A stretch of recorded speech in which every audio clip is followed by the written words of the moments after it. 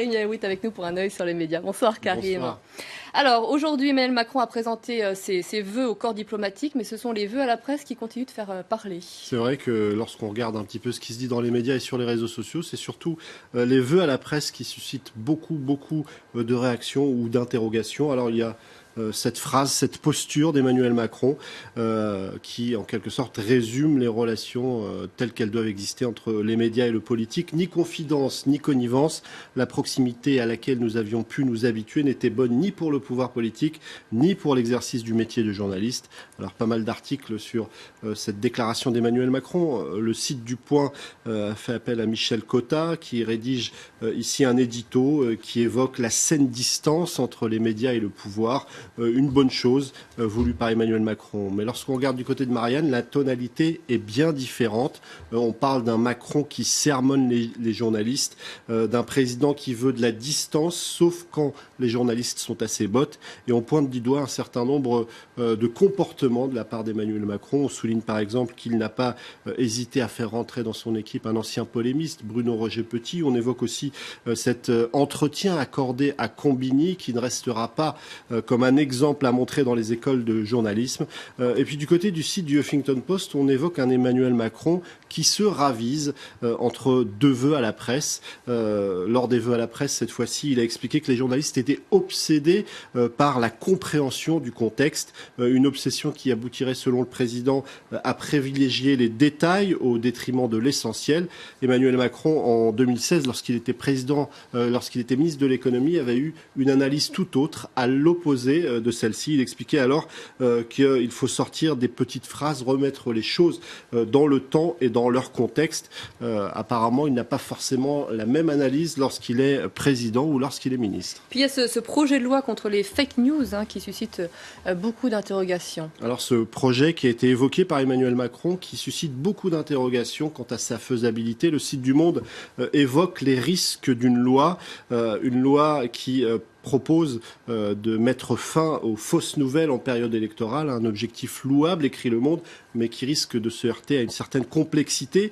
Alors, il y a quelques éléments qui ont été évoqués par Emmanuel Macron, une exigence de transparence accrue à l'égard des plateformes d'échange et de tous ces contenus qui sont sponsorisés. Il faudrait, selon lui, rendre public l'identité des annonceurs et de ceux qui les contrôlent. Alors, évidemment, dans l'esprit de tout le monde, cette campagne américaine où on a vu un certain nombre de contenus déferler pendant la campagne avec un contenu très orienté. Et puis, autre aspect, en cas de propagation d'une fausse nouvelle, il serait possible de saisir un juge à travers une action en référé. On pourrait envisager de supprimer des contenus, de déréférencer des sites Internet, de fermer des comptes d'utilisateurs ou encore de bloquer l'accès à Internet. Alors tout ça risque d'être assez complexe à mettre en œuvre. Certains réagissent avec une certaine vigueur, comme Olivier Berruyer qui explique que Emmanuel Macron emboîte le pas à la Chine et à l'Iran en matière de liberté d'expression. Le site d'Europe 1 évoque un véritable casse-tête si on devait mettre sur le papier cette loi. La journaliste d'ailleurs d'Europe 1 se pose encore beaucoup de questions qui résument un petit peu toutes celles qu'on peut se poser. Qui dira ce qui est fake? Est-ce que c'est la loi? Est-ce que c'est une cellule de fact-checking? Est-ce que c'est les plateformes de contenu elles-mêmes?